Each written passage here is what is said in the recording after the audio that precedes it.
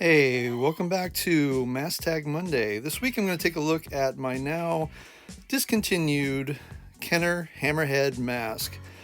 These masks were quite an undertaking. I made about 30 or so copies of them, and they weren't an easy mask to do, especially to make it a wearable version. But as you'll see here, this is a time lapse of me painting the final two copies, along with some photos of customers wearing their masks, early sculpture shots of the mask, and just some pictures of the people having the masks in their collection.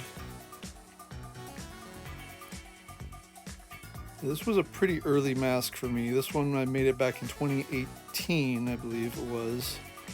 So, and this was only the third cantina mask I made,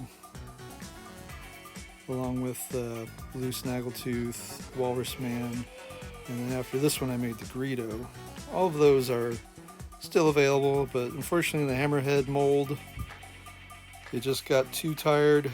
It was just too hard to make the copies look good. It just had to go. Alright, now let's take a look at the finished mask with the tag, since this is Mask Tag Monday.